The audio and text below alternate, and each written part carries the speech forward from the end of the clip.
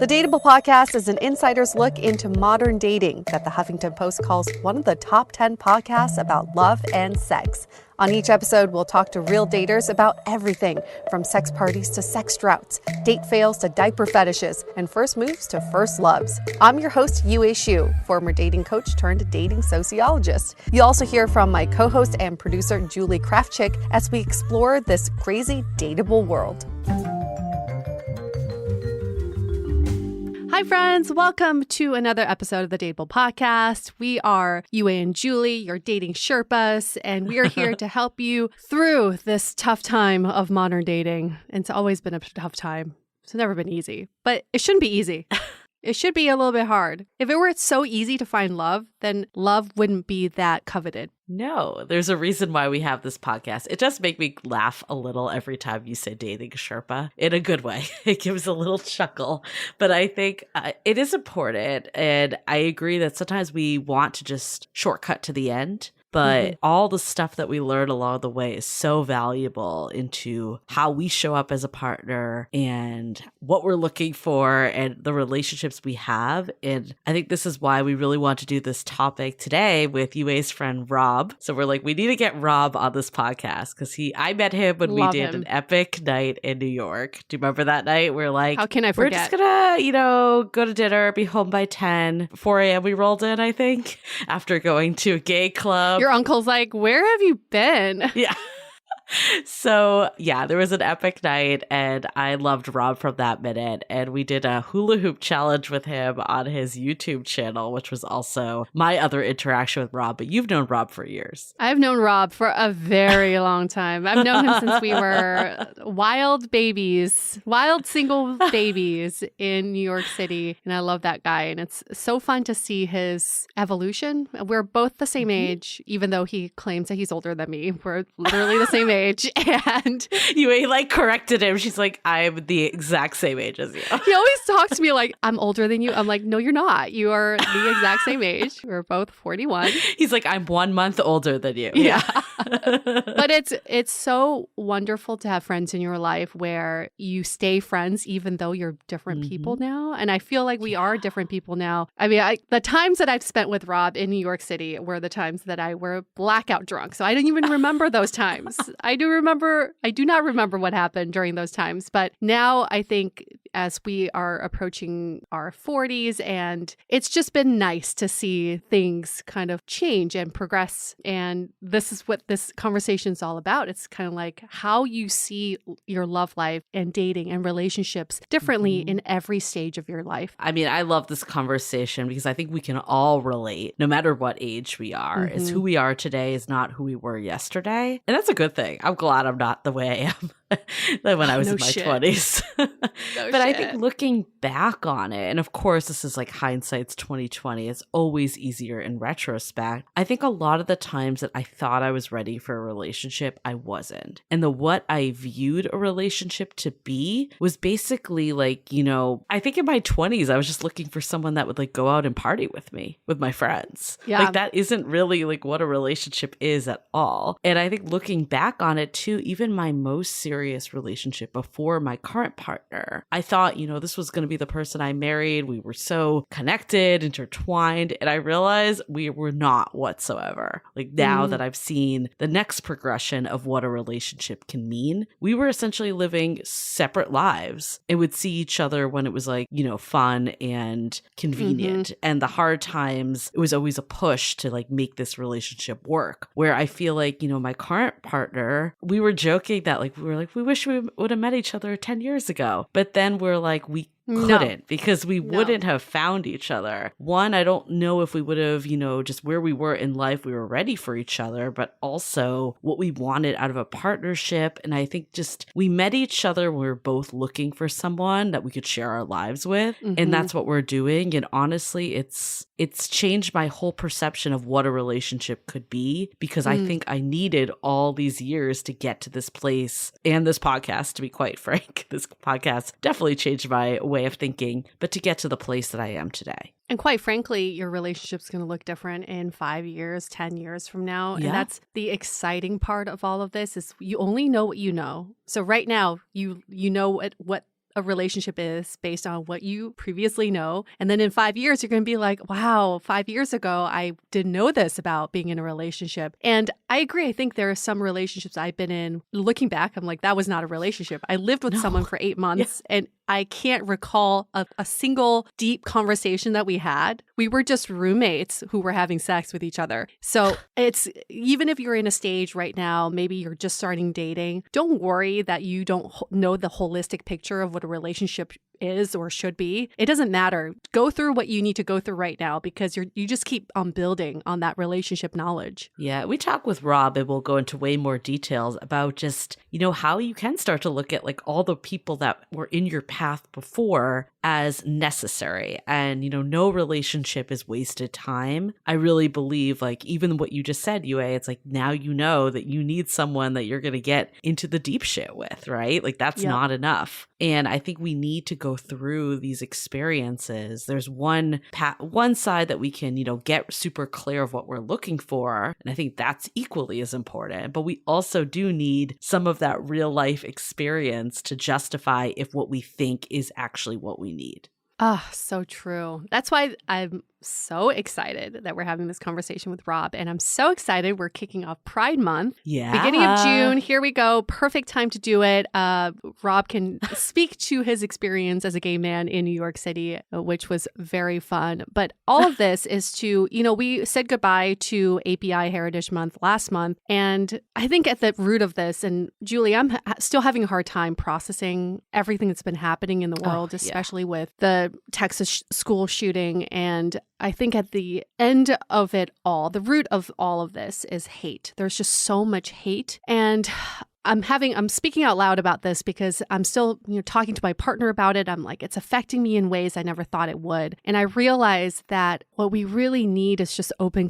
communication. And so when we have these talks like last week with Janet, speaking as an Asian American woman dating in the US, and then today we've got Rob dating as a gay man on the East Coast, it's not about us trying to relate, but it's about us just caring, just giving a fuck. Yeah. All we need to do is just give a fuck about other people. And when we give a fuck about other people, we don't hate people. We start to build empathy and love for others. And I really just encourage, I'm saying this as words of encouragement for myself, is that when I speak to others who I may not relate to, and that is absolutely fucking okay. I just need to be open and open my heart to other people and learn from them and just talk. That's it. Openly talk to them. I think learn is the key word. And, you don't have to know what to say. You don't even have to say anything if the situation doesn't call for it. I think a lot of times people just want to be seen and heard. So that's a big piece of it. I think sometimes we avoid certain situations or conversations because we don't know how to respond.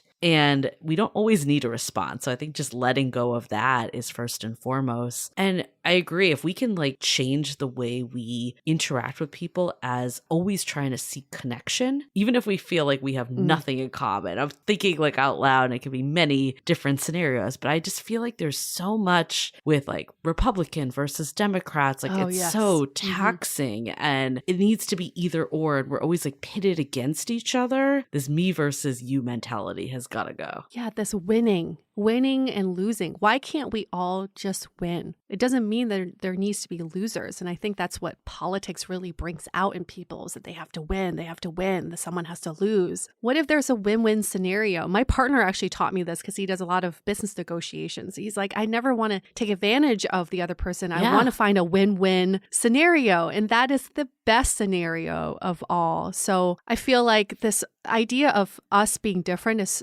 not exactly the right way to go about doing things, because we're not different. We're all the same, just wearing different meat suits. I love this term, meat suits.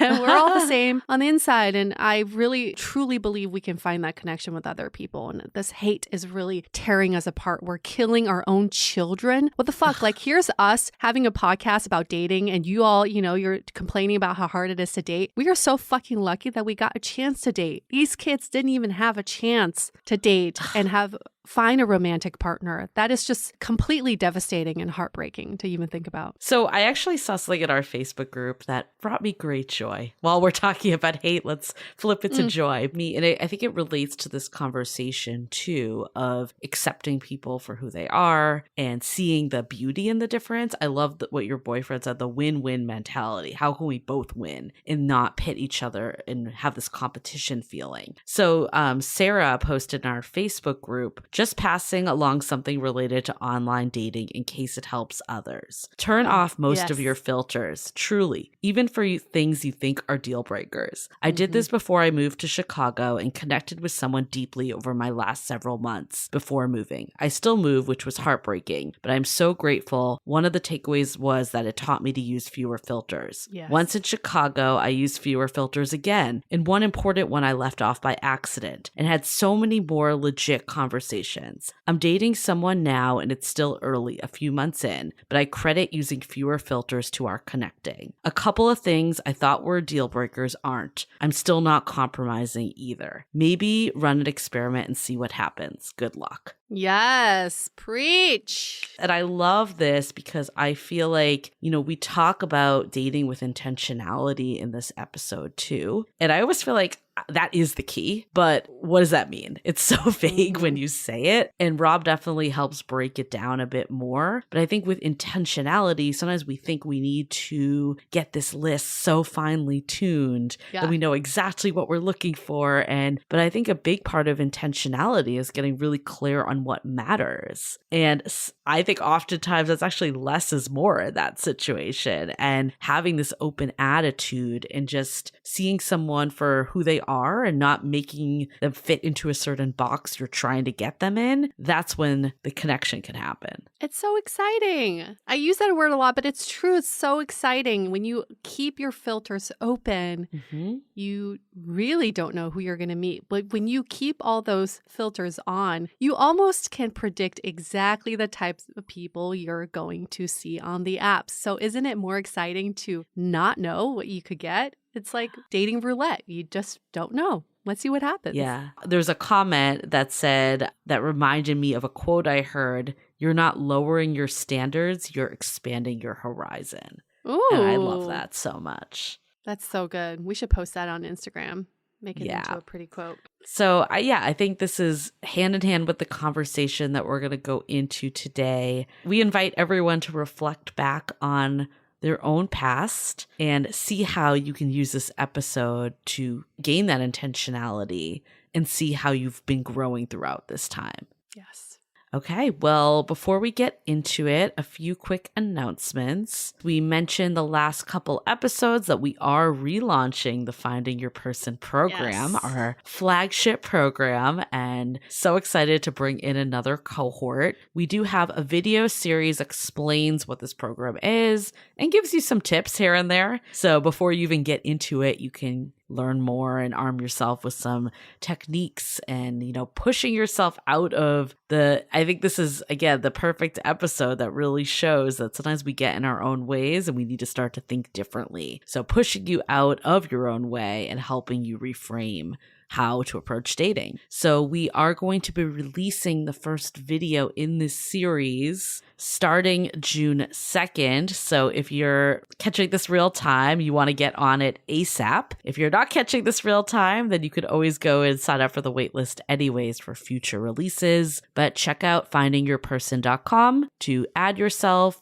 get those videos, and then also be the first to know when the program launches, because we do have limited spots and waitlist members will get it a day early. Just that website again, it's findingyourperson.com. And I just made a note for myself. I will post all the info on Instagram too, so you can find that in our stories. Awesome. Cool. And then I guess that's the next final call out. Follow us at DATEABLE Podcast so you can get that information and you can see all the other fun stuff we put up. UA makes the best stories, so do I? Love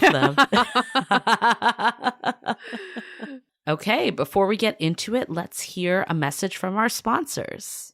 This episode is brought to you by Murad Skincare, a line of clinically proven, cruelty-free products that meet the meticulous standards for safety, efficacy, and care you expect from a doctor. One of my favorite products is the Invisascar Resurfacing Treatment, which I've already seen some results from using it for just a few weeks. Founded by Dr. Howard Murad, who is a board-certified dermatologist and trained pharmacist, recognized around the world as a visionary for his unmatched scientific innovations, Murad has also launched a digital magazine and a podcast called Well Connected by Murad, connecting the dots between science and wellness. Find the digital magazine at wellconnected.murad.com and the podcast Well Connected by Murad wherever you listen to your podcast. And for Dateable listeners only, go to murad.com and enter the code DATEABLE for 20% off and free shipping for orders of $60 or more. Again, that's murad.com and enter the code DATEABLE, DATEABLE, for 20% off and free shipping for $60 or more.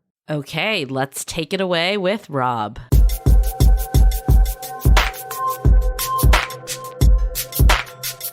Okay, we're just going to get right into it. We often talk about the pressure to settle down, and many of us have felt this pressure even in our 20s. But our guest today, Rob, who's a good friend of mine, is going to walk us through his 20s and his 30s about how he didn't really feel the pressure to settle down and where he's at today. And Rob, just to confirm, you've had 13 boyfriends to be exact?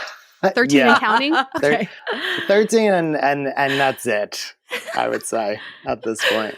No, who is Rob? He is 41 years old, currently in New Jersey, born and raised, and he's in a monogamous relationship. And I didn't know about this, so I can't wait to hear about this relationship that you're in. So take us back to your 20s. What was your mentality about dating and relationships then? Well, I mean, you were there, so don't worry.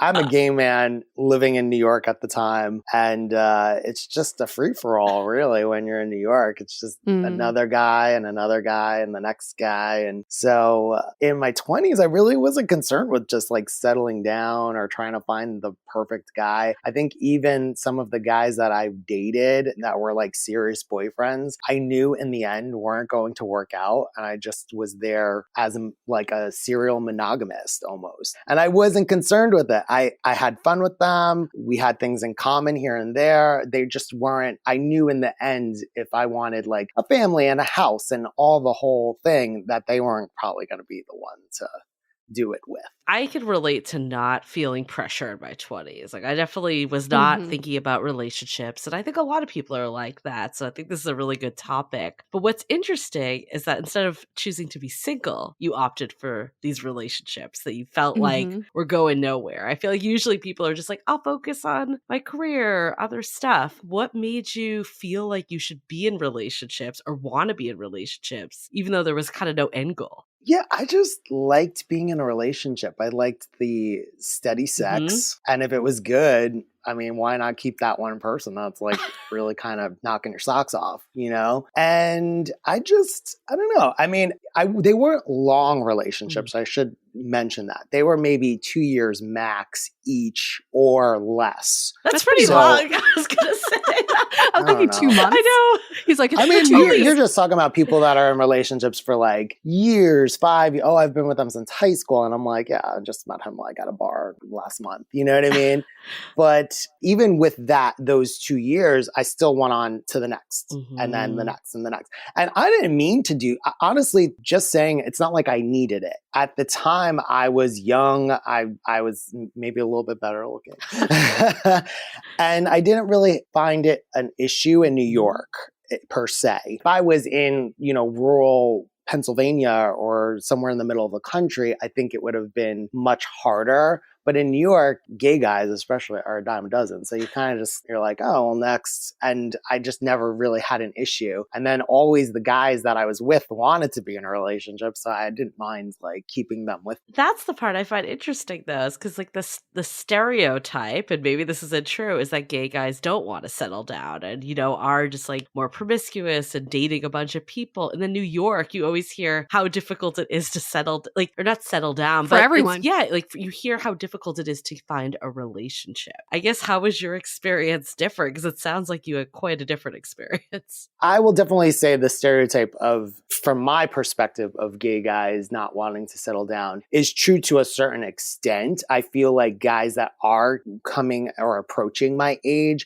are now ready to settle down and they're scampering for, you know, whatever's left over kind of thing. Cause they're like, wait a minute, I maybe have a good maybe 40 years left to like get myself together, get the house, get the kids or dogs or whatever you want. So I think at that age, just like maybe anyone really kind of starts thinking in the long term. But also, you know, the gays kind of invented Grindr, like the dating app thing. Like that wasn't even a thing for straight people at that time, right? And it's still not a thing.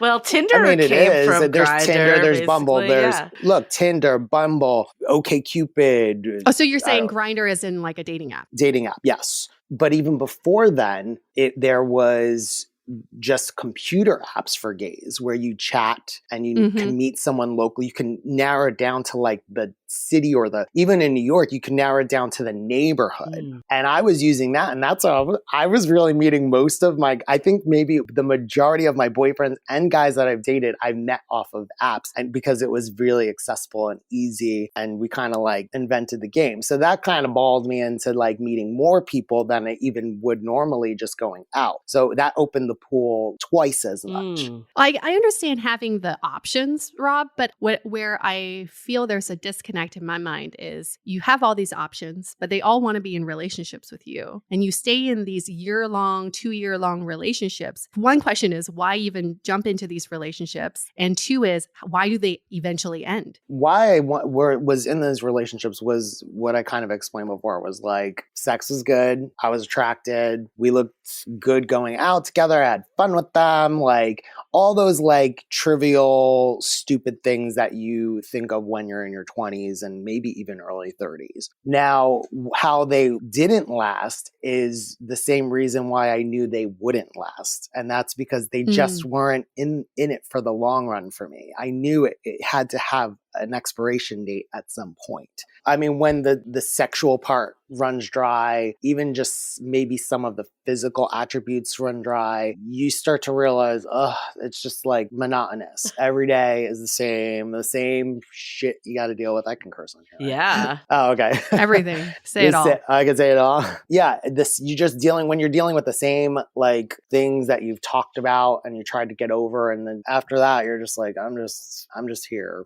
This is what it is. And this is as good as it gets. And if it's as good as it gets, do I really want that? And then I'd be like, I know what I really want. I'm over it. Some of them were hard. Some of them you're like devastated over, but because it's just the loss. But once you're over that loss, you kind of realize, they would have never worked. That would have never have happened. You know what I mean? Yeah. Well, what's funny is in straight dating, if you date someone for 2 years, You're, that's like, a long-term engaged. committed. Yeah. Like you're meeting parents, you're meeting friends and family. It's, you're going to weddings together. Were you getting to this point with your previous relationships?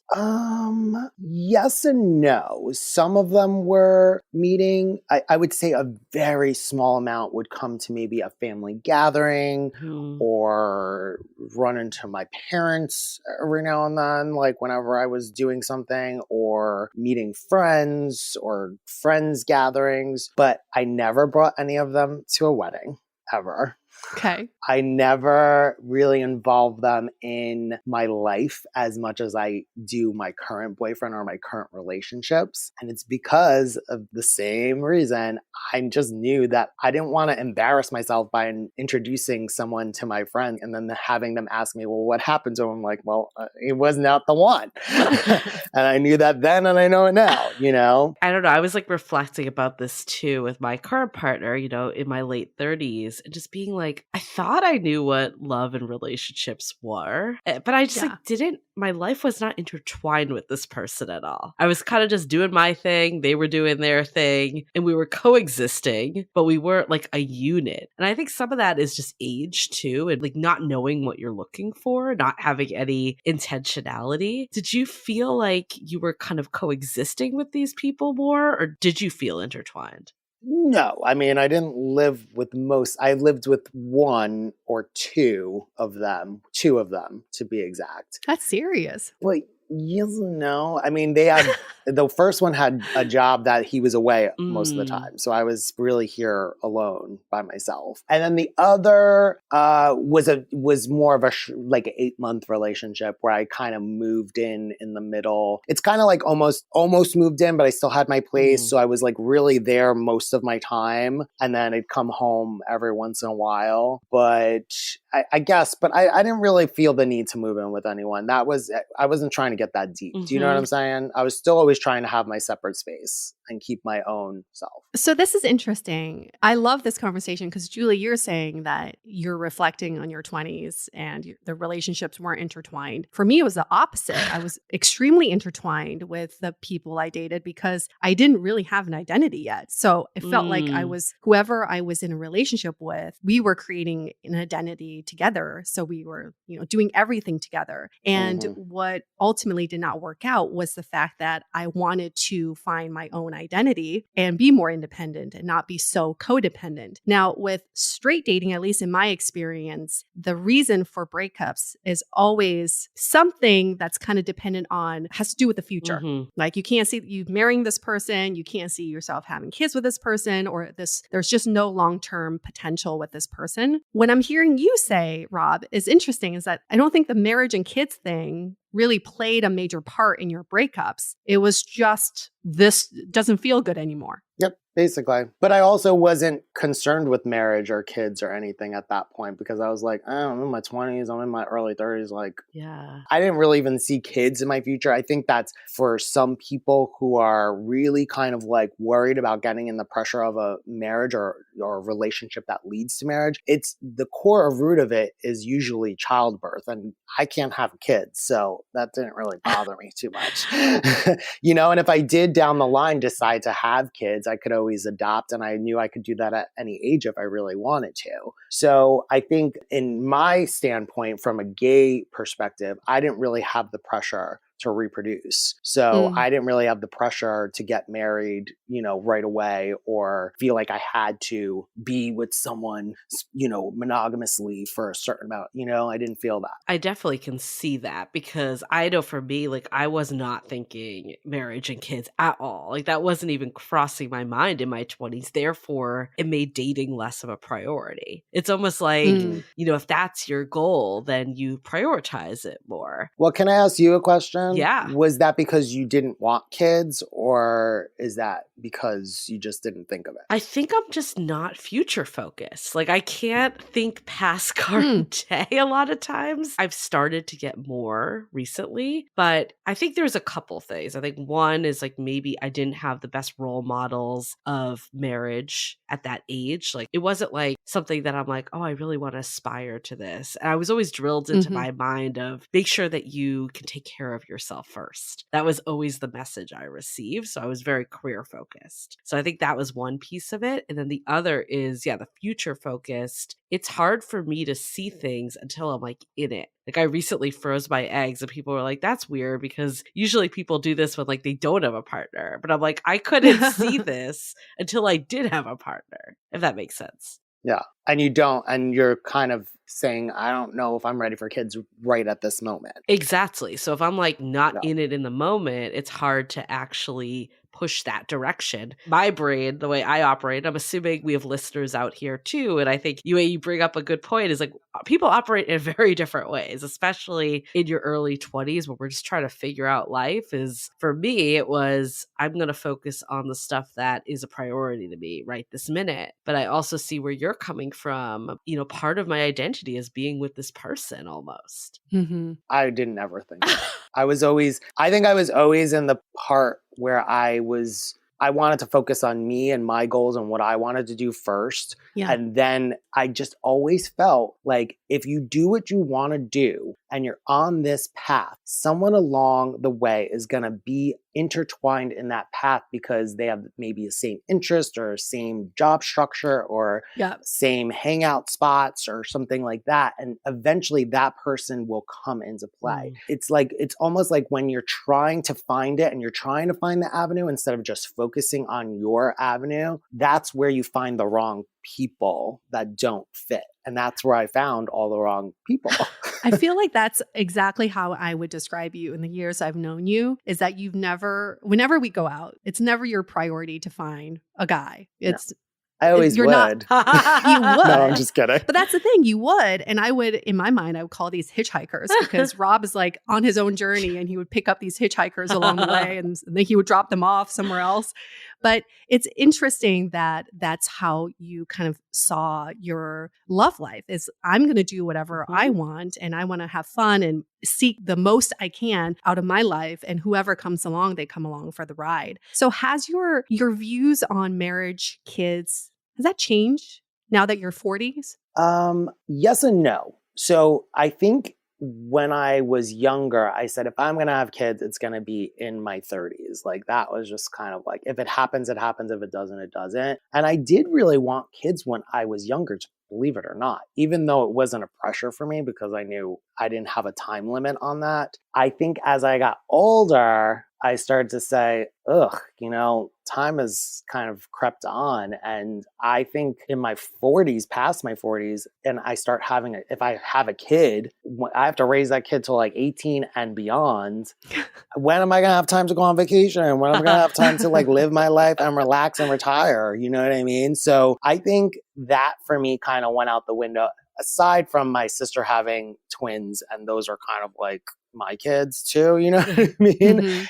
I felt satisfied with that being, those are the kids that are going to be in my life. And I'm okay with just getting a dog, And I think my views on marriage, I think I've always kind of dreamed or thought of getting married, but I think when you get in your 30s, you just don't give a shit anymore. You just kind of like say, fuck the world. I'm just going to live my life the way I want to do it and be happy. Really? Is that how you felt in your 30s? Yeah, I think as soon as I turned 30, I was like, fuck everyone. I'm just going to do whatever the fuck I want to do. Interesting. That's what I want to get into is like, okay, so 20s, it's like, you're like, grabbing onto these people that, ultimately are going to work out, but you're like, this is fun. Sex is good. What's the 30s like for you? Like how many of these 13 boyfriends were like in the 20s versus 30s? They dwindled. Okay. It wasn't as consecutive, you know what I mean? Like I wasn't getting out of a relationship into a relationship out of a relationship. It was more spaced out through my 30s now. So now we're still rocking in some boys. For anyone concerned, they're still coming in. They're still coming in, but the years between the relationships were greater than before. You weren't a serial dater anymore. Not anymore because, you start kind of saying, do you want to deal with bullshit? I think that's the real word is like in your 30s, I think you start not dealing with bullshit anymore. You're like, oh, that's bullshit. That's bullshit. I'm good. You know what I mean? So through my 30s and the end of my 30s, especially, I started maybe taking more relationships seriously, but at the same time, I was getting into relationships with people who had drug abuse problems or substance abuse problems or alcoholics. And I kept attracting these kinds of guys. Why? I don't know why. I mean, it just kind of happened. I was always felt the need to try to help them. Like maybe I can help them get on my path so we can start maybe being together. Maybe I see a promise in the future. But I realized with dating those certain types of people is that they really need to be able to help themselves before you can join them and be in their life. They have to want the help. They have to want to be better. And when I found that, my help was just kind of being pushed aside, I was just like, that's the bullshit I don't want to deal with. So it would be out the door. You know what I mean? So yeah, that was the 30s. And now 40s, I was just like, we went through a pandemic and I was like, Lord Jesus, what's going to happen? What are we doing here? But in my 40s, I started really just kind of manifesting my life more and really putting out there the being of what I wanted my life to be. So saying things like, I have a successful digital media career. I live on the beach, because that's like my biggest thing. I want to live on the beach. And then I started putting into what I wanted my certain type of partner to be, because I said, if I'm going to find someone, I need to find someone that is really in the ballpark of almost exactly what I need in my life. You know, no one's perfect and you're not going to find everything. Right. Well, something you said to me last time when I was in New York was, because you have a successful digital media career and your YouTube and TikTok, they're all taking off, that you were looking for someone who really respected your career. And I thought that was the first time I ever heard you say that, because I remember you were dating someone and he was like, what is this career that you have? And it's everything to you and you've worked so hard for it, but that's such a priority in your love life now. Is that something that brought you to your current man? Yeah, you kind of hit it right on the nose without me even knowing that that's what it was. I'm getting therapy on here and everything. You're part of the dateable way. I know, right? So I found that in my mid to late 30s, the guys that I was dating was still the 20-year-olds, the late 20s. And mid 20s. And I realized the reason I was dating them was because they thought what I did was so cool and they got it. They understood it. They respected it. And everyone was saying, why are you dating these young guys? And I'm like, oh, I don't know. I just relate to them. I feel like they understand what I do. Because every time I would go for the older guy, they would totally just disrespect what I did. Be like, oh, well, you're just like so like an influencer. Oh, you're like one of those. Oh, that's your living? Is that a hobby? I'm like, what else do you do? And I just felt like I was always talked down to, and I always had to talk myself back up to them to make me seem like what I did was legit. Right. I had to be like, oh, well, you don't know that I have 250,000 subscribers on YouTube. I get sponsorships weekly. Right. I built a business from nothing. It took me 10 years to build an LLC and build this business and make it super successful to where I got the Respect business. So anything else you want to say? And after that conversation, you just don't want to, that person's out already. You know what I mean? So I did. And that's what I ended up doing, is just kind of like putting out there what I wanted and how I wanted to be treated back. And that's the kind of person. When I found that person, I knew he needed to be older. I already knew that. I was like, okay, I get it, universe. I need to date older. It's just not working with the young boys. Well, it opens the other problems you were talking about, right? Yeah. So I mean, do you want to hear about that? I don't know if you want to share whatever you want to share. Anyway, okay, this is fun. I like this part. So during the pandemic, I started to just really focus on myself and focus on my career and what I was doing. And I was really kind of killing it, like working my butt off. But at the same time, I was like, I feel like it's time for me to maybe just find someone. But I'm not going to just try to find anyone to just be with them like I would in my 20s and my early 30s. If I find someone that I like, I want to know that there is potential for the long term. Is it marriage? Do I care about getting married? I mean, yes and no. I would like maybe the commitment if I'm really with that person, but that wasn't the important thing for me. I just wanted a partner that was older, respected me, and was totally independent, had their own life going on already. They were in their career, in their field, doing what they do and living their life. I don't need anyone to depend on me, and I don't need to depend on anybody else. And so I just put that out there. I just said, I have a partner who is this, and all the things that I just mentioned. And I just said it every day. I did the 3-6-9. I don't know if you know anything. No, what's that? I don't. Oh God, you put me on the spot. So you pick 3 things that are really important to you. You say them for 6 times a piece for ultimately like 9 minutes or 10 minutes. I may be wrong. Someone's probably gonna call me out. There is a theory to it where you just kind of chant. It's almost like a meditation where you're putting it into the universe, into your realm. And I just kept saying it. And I don't know if anyone believes in the spiritual. I don't think you even need to. I think almost when you're putting it out there, you're almost putting it back into yourself. Yeah.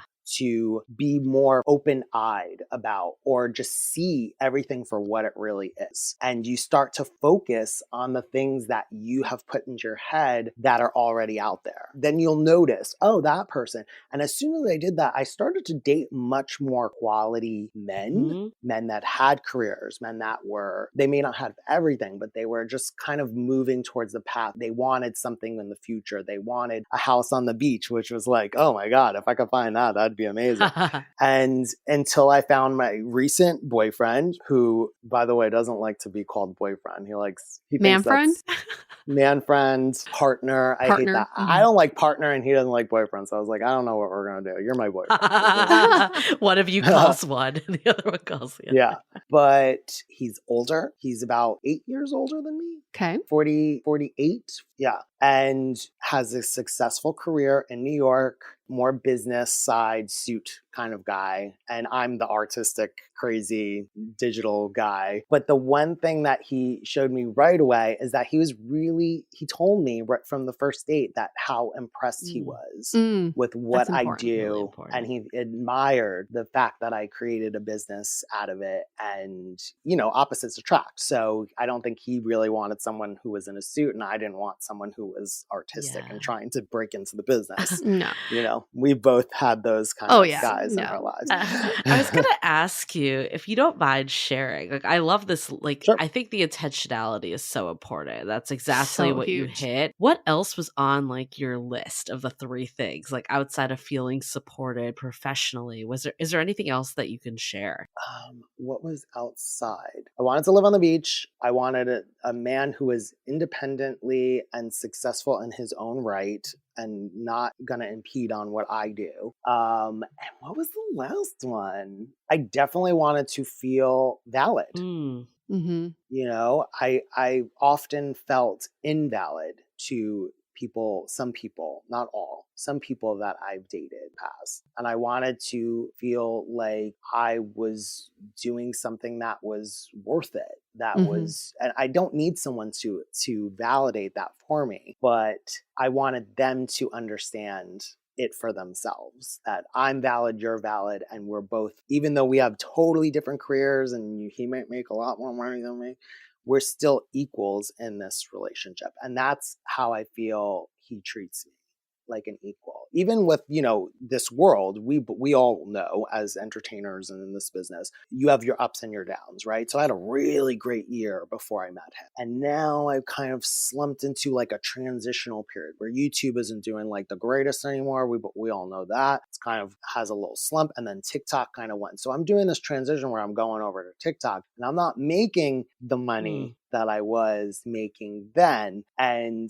at one point I felt like maybe I should say something to him and tell him like, I'm not really making, like, I was doing really well and you're kind of meeting me now in my transitional point. But it didn't, and I kind of just alluded to that, and he didn't really seem that worried by it. It just, because he, again, was successful in his own right, and he doesn't have to worry about that. And he knows I pay my bills and I'm still working and I'm doing what I need to do. And he doesn't make me feel any less because of that. And that's the cool thing about this relationship. That's huge. Yeah, that's huge in a partner, because they want you for not who you are just today, but they want you for the journey of who you will become in the future. And we all know with anybody could get laid off or fired.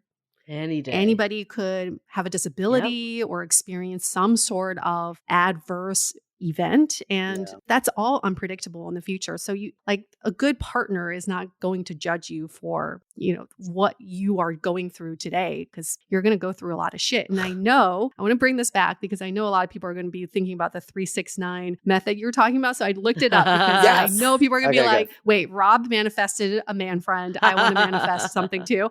So the 3-6-9 manifestation method is where you write down the object or feeling that you want in your life, and you say it 3 times in the morning, 6 times in the afternoon, and 9 times at night, because these are divine numbers. And it was started on TikTok by a TikTok influencer. So there you go. Well, 369 actually precedes whatever this guy on TikTok did. That's like It's an like an old old thing. adage thing. Yeah, it's Is it? it's an They old, just made like, it cool ancient again, kind of is what they thing. did. They just made, But they just brought it to light. And I honestly, I'm not even gonna lie, that's where I saw it. So You're like, I can't make fun of it too bad. You know what I love about this story so much is just we always say, you know, like intentionality is the one thing that we see as a common theme about people that have found their people and gotten out of that slump of the love life they don't want. But I feel like sometimes by saying intentionality, it's so vague. And people are like, okay, but like, how do I like become intentional? What do I do? So I love that there is like this method is one example. I'm just thinking like back to what you just told us. It's like, I feel like in your 20s, you were kind of just like going through life, whoever came around, stuck with it until why not? And it was very not intentional and not in a bad way. You just have to go through different periods to get to where you are. But then there's the other side, right? To that where you have, I don't want to stereotype, but you have maybe more towards the women or people who can procreate that are like, I've known girls who are like, I just want to get married and by 26, I want to be having kids. I want this. Biological clock. And I was just like, girl, slow down. You got like your whole 20s to go through. You have, and they're like, but you don't understand. I have a biological clock and I really need to like work on this and then because it is true. The longer you wait, the more possibilities there can be complications or, you know, things. But we, like what you just said, you're like, well, I just froze my eggs. You know what I mean? Like, I have a chance in the future. And we do have the technology and the technological advances now, from my mind, to not really worry if I was in that situation. Do you know what I mean? I would argue those people, though, are very intentional. Like, they just became intentional from early age. Like, they knew exactly what they were looking for. And I mean, I think people's experiences differ dramatically. Even the three of us talking right now had very different ways of viewing relationships in our 20s, 30s, and, you know, later, beyond. I'm not in my 40s yet. I'm not there yet, but I will be soon. But I think like what is interesting is like those people, you could argue they were very intentional from day one. I'm more on your camp, Rob, of like, I needed to just experiment and like eventually get to where I needed to be. Looking back on it all, what other advice would you have for people that want to get more intentional, but feel like the word intentional is just so vague? I would just say anything that, like, sometimes people do vision boards or things. You don't need to do all that. Just hyper focus in your head those three important things. Say them to yourself. Just be present, and it'll make you more aware when you are out.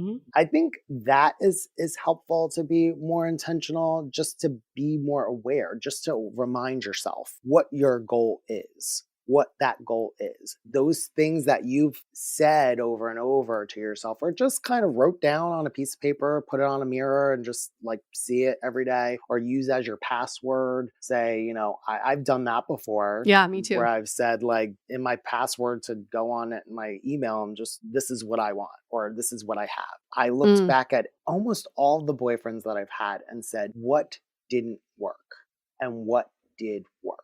And that really molded what I wanted and what I needed, not even just wanted, what my life needed now. And so it really is. I mean, 13 boyfriends, maybe not. I mean, 13 is a lucky number, right? Or an unlucky number. I feel like people could pull out 13 people if they tried. Yeah, it doesn't have to be relationships. It could be crushes. Yeah, and I find it funny that people kind of were like 13 boyfriends, but it's not like it's over these 20, maybe more, 22, 3, 4 years of when I've been dating. And, you know, not all of them were long. Some of them were a couple months. Some of them were 2 years. And some of them one lasted 2 years. And then he had me on on hold for like 5, you know? So I felt like it was like, I couldn't do anything because he kind of was in and out. There.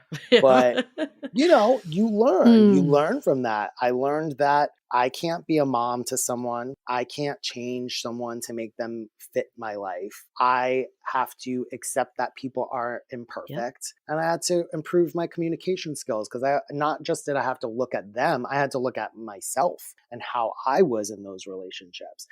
And that has helped me nowadays, because that could be a complete turnoff for people when you're just too aggressively confrontational about everything, you know? So I had to learn how to just let some little things go that were just stupid and that didn't make any sense. And that's where we grow. Well, you got to become the person you want to date. That's true. Let's hold that thought for a few messages. This episode is brought to you by Drizzly. If you look for it, every day has cause for celebration. Celebrate a friend for their promotion, baby, wedding life thing. Celebrate yourself for keeping the couch warm. It's no easy feat, especially if it's a big couch. Or maybe you just want to celebrate living in 2022, where you can get beer, wine, and spirits delivered from Drizzly in under 60 minutes without leaving said couch. No wonder Drizzly is the #1 app for alcohol delivery. And remember to share the love. You can get alcohol delivered to your friends and your coworkers. What a nice surprise. Right now, Drizzly is giving all new customers $5 off their first order with the code FAST5. So download the Drizzly app or go to drizzly.com. That's spelled DRIZLY.com, and use the promo code FAST5. That's spelled FAST 5 for $5 off your first order. You're welcome. Have you ever thought about how much better dating would be if you had a whole army of people supporting you along the way? We know that dating can be frustrating and lonely, but it can also feel fulfilling and fun. Have you recently decided you want to make some changes to your love life? Maybe you've recently re-entered the dating scene. Maybe you've gone on one too many dates that went nowhere. Or maybe you're just ready to take your current relationship to the next level. That is exactly why we created the Sounding Board, a true extension of our podcast that delivers a personalized experience, which includes monthly office hours where you can drop in and chat with us about anything, weekly sound-offs with guided discussions, and regular virtual happy hours. Allow Julie and I to become your dating Sherpas to provide real-time guidance and wisdom in a more intimate way so we can all navigate dating and relationships together. Join the Sounding Board today by going to dateablepodcast.com/sounding board. Again, that's dateablepodcast.com/sounding board. Here's an observation about you, Rob, is I think you are now at a point where you're looking for a true equal. And I think for a while, you were looking at people who were not your true equal because maybe there was something going on in your own life that you wanted that extra validation from those 20-year-olds who think you're doing the coolest thing in the world. Yeah. But now you're dating someone who is your true equal and also challenges and inspires you to do even more and do better. And I think that's sort of when people ask, like, when should I be in a relationship? When am I ready for a relationship? I think that's it right there. When you feel like you're ready for someone to be your true equal, and you're at a point in your life where you're not looking for someone to fill your other half or to make your life better. Your life, you are already at that point and you're looking for someone to share your life with. That's key. And I feel like in my 20s, I was looking for people to save me, to make my life better, to make me happier. And a relationship does not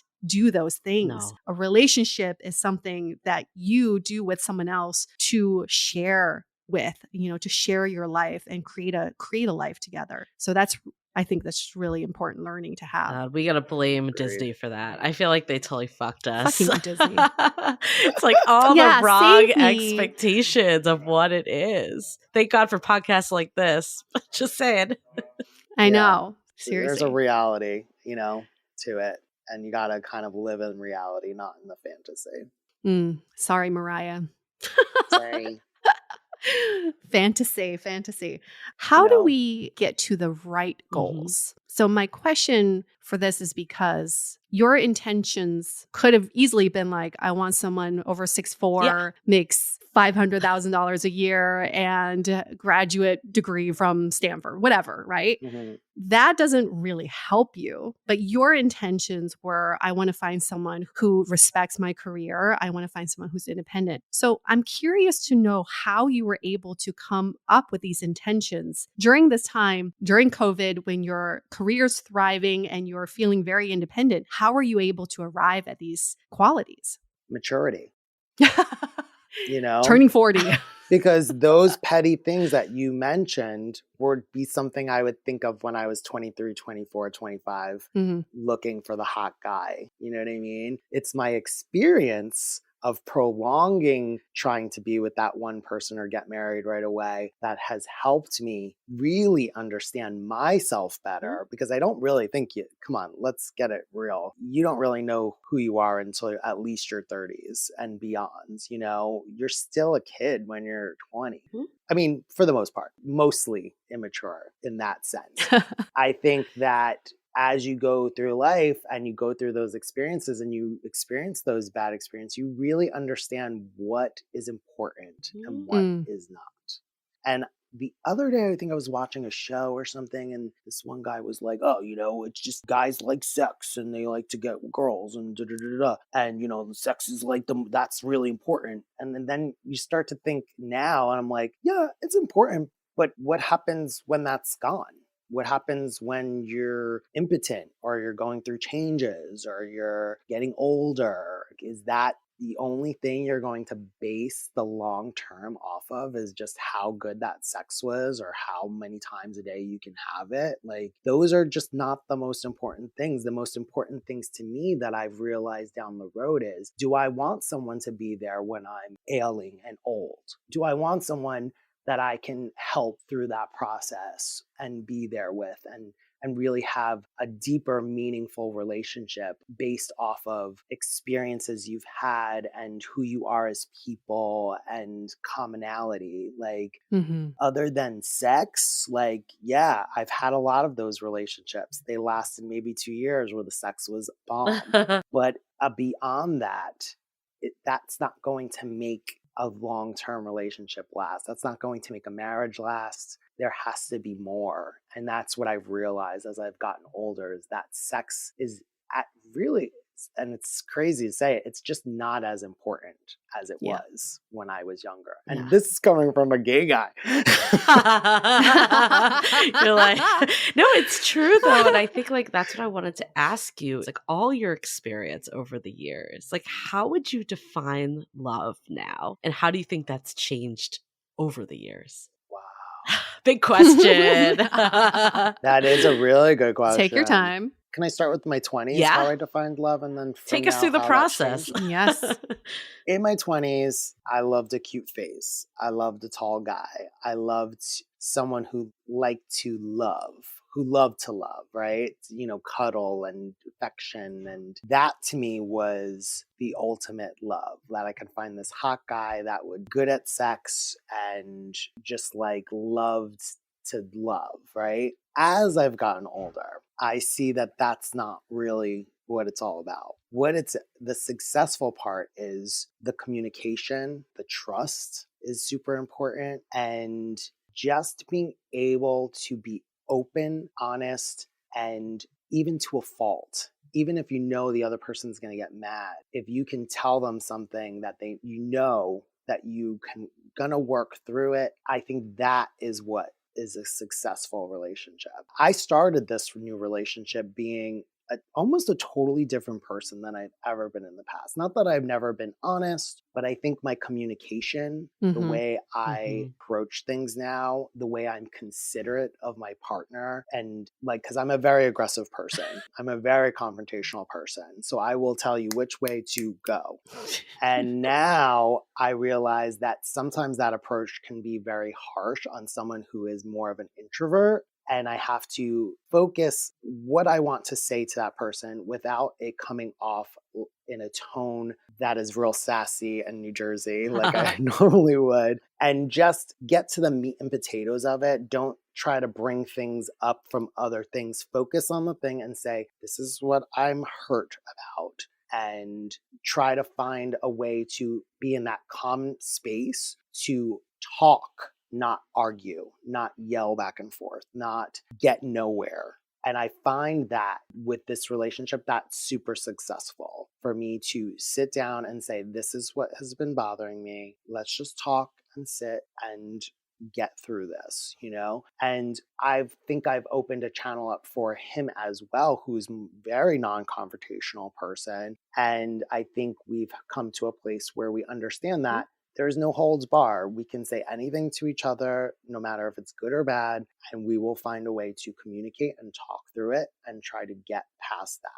And I think that is the main successful thing. Because if you get stuck on jealousy, if you get stuck on stupid petty fights that you can't drop, it's like it's not gonna work. Right. You got to find a common place for each other. I mean, I love everything you just said, and I relate so hard because I feel like, the person that you are today is not who you once were. And sometimes we just want to skip to the end. We want to just meet that person so we don't have to date. We don't have to do the whole thing. This will kind of lead me to takeaways. But I think the biggest takeaway I have is that no time is wasted. And all of these experiences are making us the person that we want to ultimately be in a relationship and give us the skills for a healthy partnership. Like, I know myself, I would not have been in a healthy partnership with the people I was in dating when I was in my 20s. And, maybe other people, I don't want to generalize times because, some people might be there already, but everyone needs to go on their own journey and figure it out, as cliche as it sounds. And my other big takeaway is that language matters. I was watching the Brene Brown special, and she basically talks about how we need to make sure we're naming our emotions correctly because it really does change how we view and interact with what we're going through. And what you said really resonated. We hear people all the time complaining about the dating apps, complaining about whatever they want to complain about. And I feel like that tone sets you up to get ghosted if you're always complaining about being ghosted. But how can we look at it the flip side, like you were taking us through, Rob, of how do I put out in the universe what I want to happen? And how do I start making sure that my language reflects that and not what I don't want to keep happening? I think that is so, so important. And ultimately, intentionality is the key to finding that person because you know yourself, you know what you're looking for. You don't take the bullshit. I think that is a big piece of it. No longer are we standing for things that aren't serving us once we hit that realm of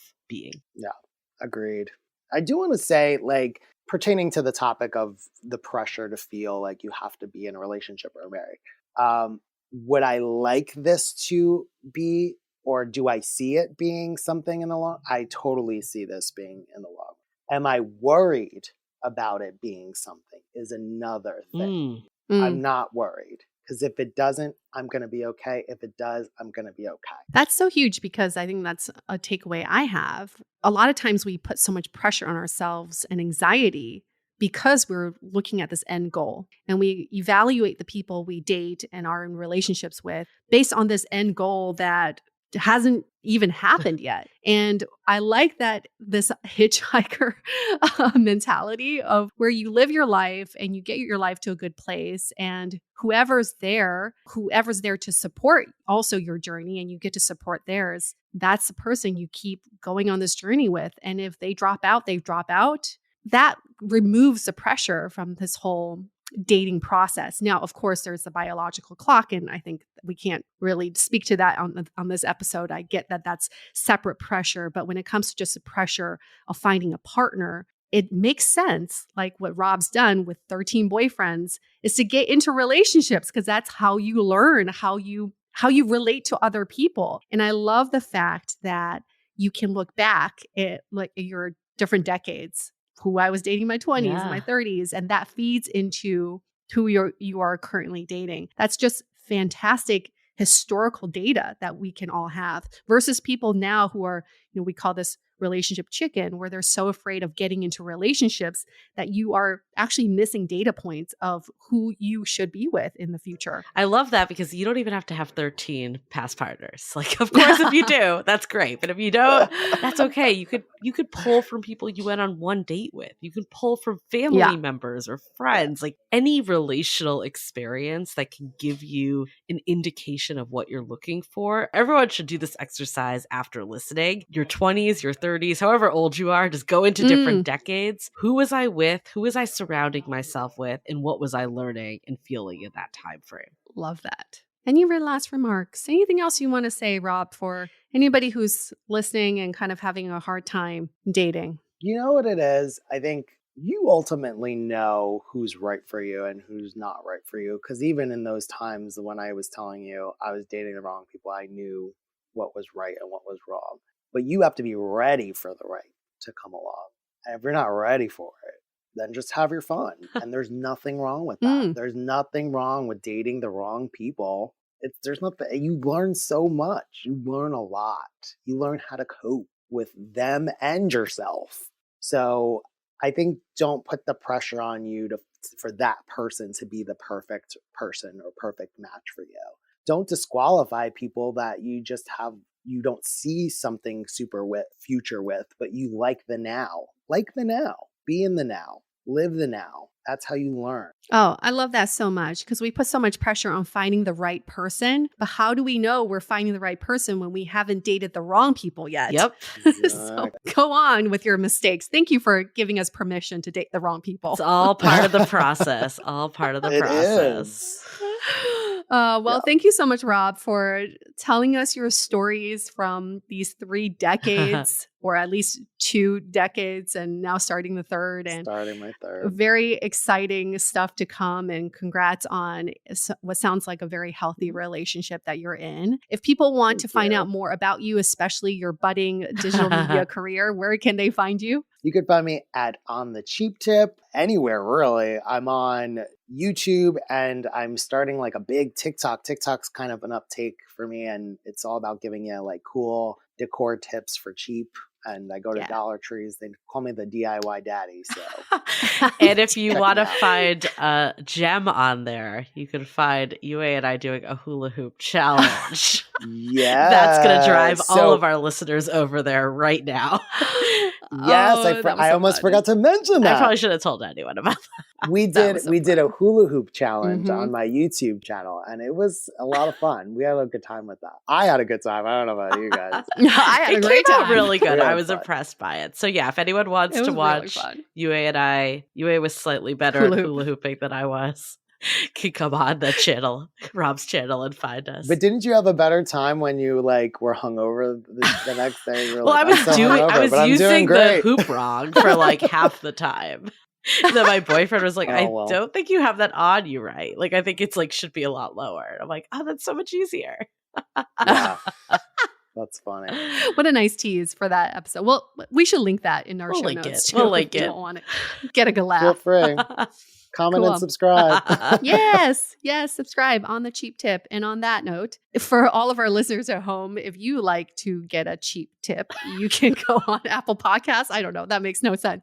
But go on Apple Podcasts and give us a 5-star review, a nice comment or so. We really love those. And those comments really help us get spectacular guests like Rob. So it really helps with our content. Thank you. Okay. That was so great. Thank you. All right. Thank you. We're wrapping this up. Stay dateable.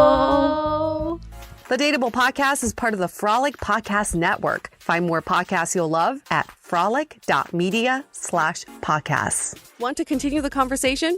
First, follow us on Instagram, Facebook, and Twitter with the handle @DateablePodcast.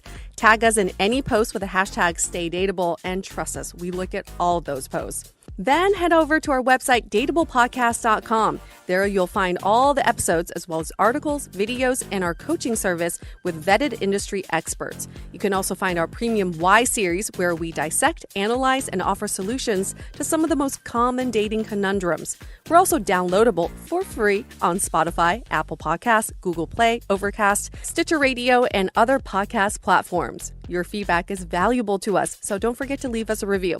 And most importantly, remember to stay dateable.